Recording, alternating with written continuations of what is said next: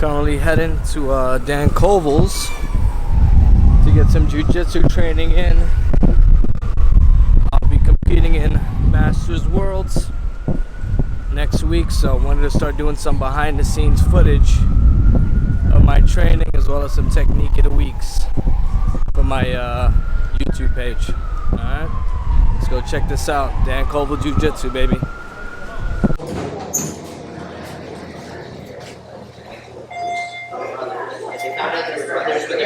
Yeah, they're like 20-something years old.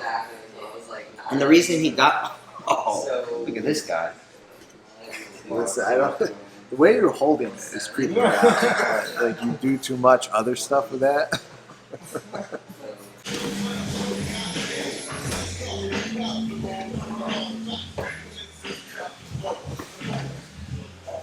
Okay, guys, time. Go get some water if you need it. Come on out. So we talked about it. You disengage, you frame, that corresponding leg is forward, you're on your opposite hip, that corresponding arm of the hip you're on is posting. What are we looking to do? Technical stand-up, right? So just backing out. And right away the person's going to attach to your leg. And not to go over absolutely everything we did, but it's, excuse me, we're not going to grab the head, right? What are we going to do instead? Grab the arm behind their arm. Shoulder down to the elbow, behind the tricep. So we can, one, drag them so they're not directly in front of us. Two, we return to the mat on our own accord, right? We don't want them to, as we're trying to grab their head and do something, they're going to dump you on your butt or on your head and then pass your guard. We don't want that to happen. So when we drag them in this circumstance, we're putting them off center, and right away, you can go through the whole process we went through. It is Friday. I am not going to teach every single lesson plan that we went through. So real simple. If I get here, I can go right to it. If the person tries to turn into me and flatten me out, I can go to it. Just have to tilt away from them. Post on my free hand, free leg, so I can put my arm that is closest to them in between their elbow, armpit, hip, knee. That gap right there. Sink your arm. What's the one detail you don't need?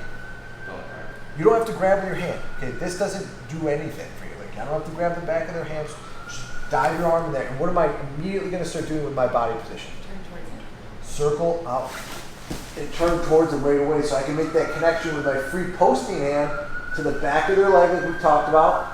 And what am I going to do in this case? What am I doing? Drive into them to get to my knees. So I can use my free hand to help post to drive. And one of the other big things about this, guys, when I get here, I know everyone wants to jump on people's back and things like that, but more importantly, get to your knees, stabilize this position. Don't let the person turn away from you as you're putting your arm in. Go ahead, Matt. Suck you over and you end up on the bottom because you were so worried about taking them back as opposed to establishing the top position. Like we talked about, you're stuck on the bottom. You're stuck. With all of our sweep attempts and our submission attempts, nothing was going anywhere. We're framing to stand up to elicit a reaction. So when they grab your leg from this position and you start this dragging sequence right away, I can get right in on that and switch and as I build myself up from here. More importantly, to get to my knees, hold it towards me, then I can start making those connections, right? That's so important to understand because if not, you're just going to be floundering on the bottom the entire time, wishing the other person would just fall over, okay? You don't want to be that person. Does that make sense? Give it a shot.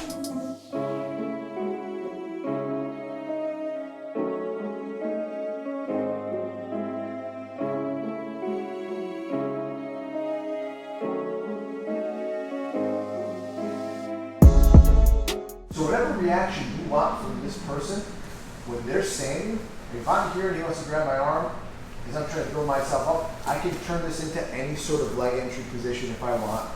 If I'm here and he doesn't react, I'm framing against his hips and I start to build myself up and I keep this, I can turn it into what? What do you think? Turn this into? Ankle pick. Exactly. You can turn this into a takedown position, turn it into a lot of different things when the person's standing. That's the only differential if the person is standing up. You have a takedown option that's a little more difficult for the person to stop because your hand is further out than your leg is in this circumstance. So once ever you disconnect and the person seems to stand up, whenever they're here, you set this frame and things like that, you have a little more options because you're most likely not going to connect at your front leg before you get to start coming off the mat. Okay? So anything you want to add off this position, once they're standing, you guys go right ahead. Doesn't make a difference. Like I said, you keep it super simple. As you go to frame, he grabs your arm and things like that. I can even start to create some momentum to pull his arm, his connection towards me, so I make a connection. Turn it into single leg. There's a lot of opportunity here for you guys to start creating a good pathway to whatever you want to play from this position. Does that make sense? Give it a shot, guys.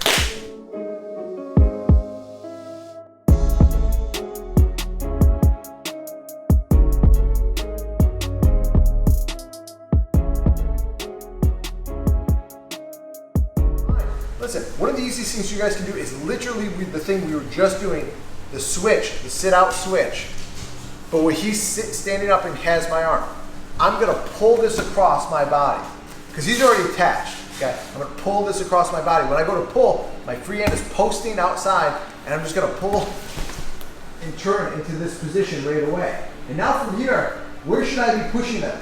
I shouldn't be trying to come up into him though. I just want to answer that right now. Drive him forward as much as possible here so I can build myself up to my knees. Again, don't try to go into their center of gravity. If you want to wrestle up them, it's fine. Just don't run into their center of gravity because you're going to get stuck in the bottom again. Okay? Give it another minute or so, guys, okay?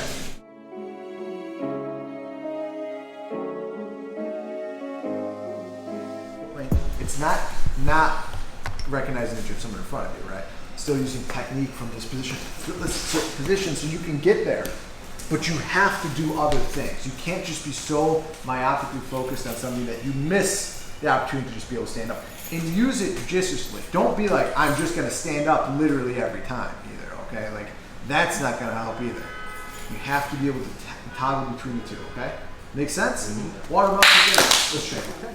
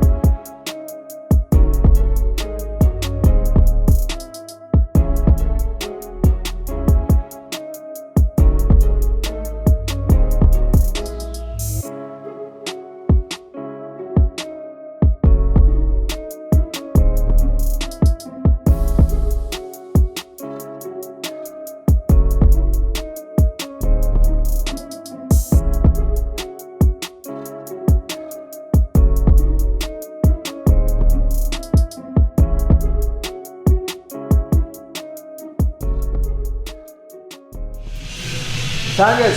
Everyone to a wall. One wall. Everyone to the wall. Come over to this wall real quick. You chop your feet, chop your feet, chop your feet, chop your feet. When I say go, you're just gonna sprawl to your hands and your knees. Don't kick the wall behind you. Sprawl to your hands and your knees. Crawl all the way down to the other wall and then chop your feet again. Let's go. Ready? Chop your feet, chop your feet, chop your feet, chop your feet, chop your feet, chop your feet, chop your feet. Go. All the way to your hands and your knees and then back up to your feet. All the way down, all the way down. Remember, sprawl to your hands and your knees and then crawl down on your hands and your feet. Make sure that you go to the sprawl to your hands and your knees. Go. Crawl, crawl, crawl, crawl, crawl, crawl, crawl. Don't kick the wall, don't kick the wall. Tap, tap, tap, tap, tap, tap. Go. Crawl, crawl, crawl. Time, guys. Thank you, Dan. Thanks. Sir. That's a wrap. Just finished training at Covel's. Can't wait to come back again. Next level technique. Great training. Stay tuned for some more behind the scenes footage from my upcoming fight as well as my upcoming tournaments. Peace.